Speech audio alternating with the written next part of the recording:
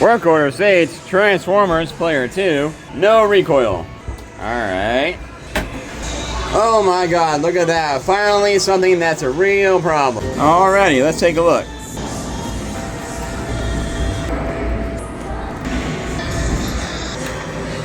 Alrighty, right here is our recoil solenoid. It's the same solenoid that a lot of pinball machines use. There's some of the information in case you're curious. Alright, back there are the connections. And at least from this angle, it all appears to be connected just fine. But I want to get some better access, so it looks like these 4 screws are the ones that gotta come out next. Whoever used flatheads for this, I hate you. To be fair, they are also hex screws, but I don't have any net drivers on me. It would have been nice to see some torque screws on here, just like pretty much everything else on the gun. Alright, let's see, was that enough to get it out? Yep, sure was. Am I able to fish these wires out? No, those are super tight. Does that mean I gotta separate this frame from the rest of the gun? Well, getting to those screws is a pain in the butt because they're way down there. And I don't have a lot of room right here, so I might just take this off and try to see if I can find the wires inside of this area. Alright, now that comes off. Alright, what color are my solenoid wires? Black and yellow? Well, right there is why I couldn't pull them out. They're all zip tied right there. But even from right here, everything looks okay. All the wires are ran through this little springy conduit type stuff, and none of it looks broken. So before I go through the trouble of taking more apart back here, let's just check the back of the game real quick. Maybe there's a driver board back here with a blown fuse or something. Alrighty, so here's what it looks like back here. So what's what? Right away I know these are power boards because of their color, because of the big capacitors on there, because of the transformers, and because they're both getting straight AC voltage going to them. All those things tell me that these are power boards. Moving on to this guy, this looks like a LED controller because of these right here, blue, green, red voltage. Then you got your input side right here. And we got a couple of other boards. This guy, that guy, that guy, this guy, and that guy. This right here is an audio board. I can tell that because of these connections right here. This guy up here looks like our main CPU board. One reason for that is that it's connected to the computer through a USB. It's got this microcontroller on there, a whole bunch of other chips. Just with how densely populated this board is, this is like a main CPU board. Maybe it has some I/O on there. This board right here appears to be maybe a secondary I/O board. The repetition of these components right here, right next to this big connector, kind of tells me that it deals with some kind of I/O. Also the fact that it doesn't use very many of the ports. All things that are fairly standard of I/O boards that are used in a lot of games. This guy down here, I'm not really sure about, to be honest. I can't tell by looking at it what it does, but this guy appears to be a solenoid driver board. There's a couple of reasons why I say that. These big transistors on here are normally for power. Actually, I believe those are MOSFETs. MOSFETs are just like transistors, except MOSFETs can handle more current than a transistor can. The trade-off is that MOSFETs can't switch as fast.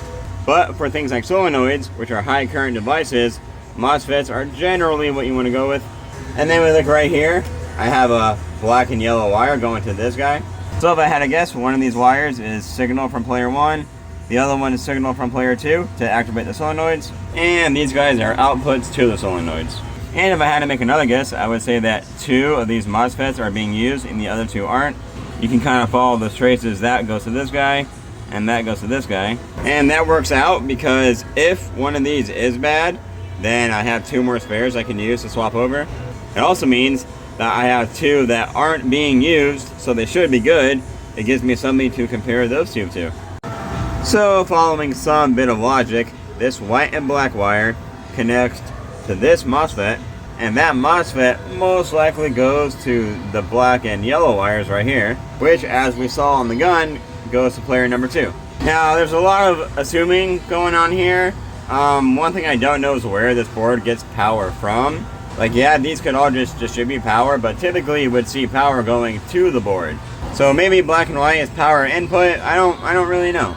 I could absolutely check out the schematic, but this is how I learn stuff. So to see whether or not this black and yellow wire is a power input or maybe a solenoid output, pretty simple. I can just probe them, and if we look, okay, so I get 12 volts.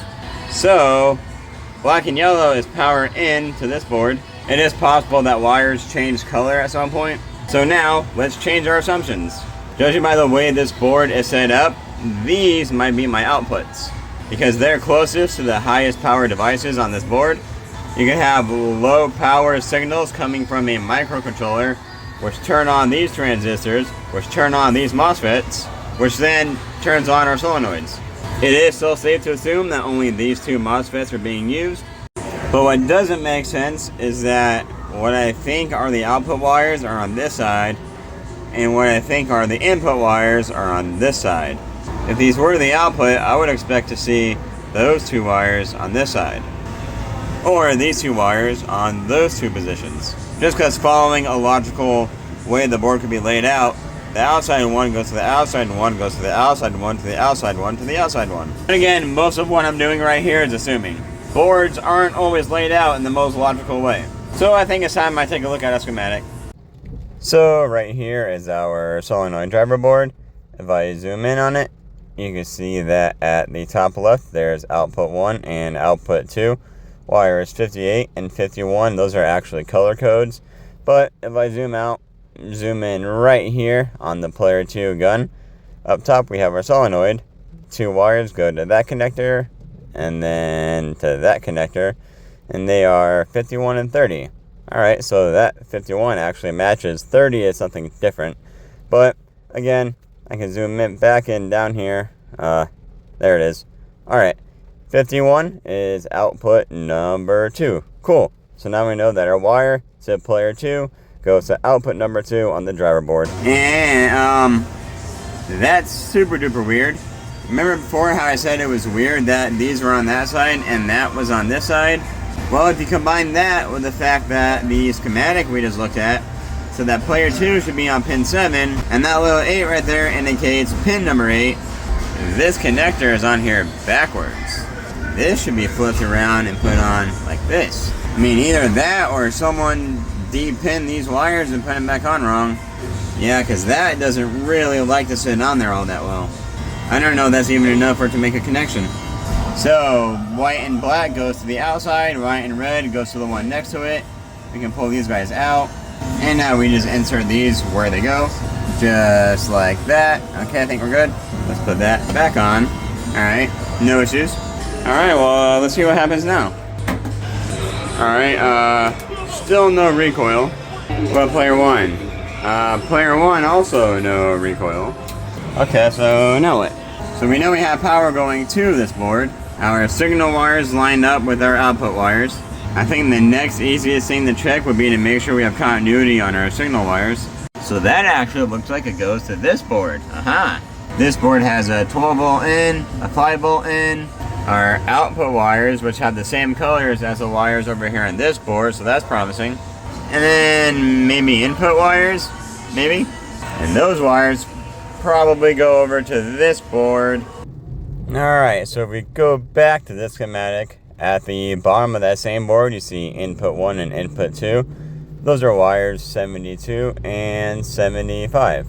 If we follow those down to the right, back down and to the left, it looks like they go into that board right there.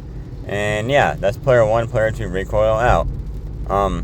So again, we have that board which connects to that board, and then we have input wires over here on the left side, and those wires go this way to connector M.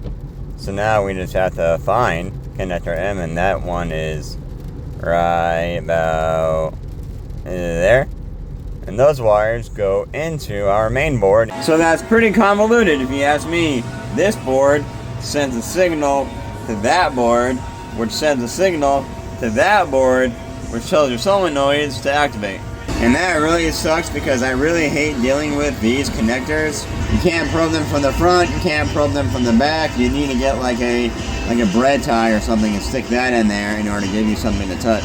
So I could have a wire continuity problem from that connector over to that connector, or maybe from that connector to this connector, or maybe from that connector to the solenoid. A component on that board could be bad, a component on that board could be bad, a component on that board could be bad.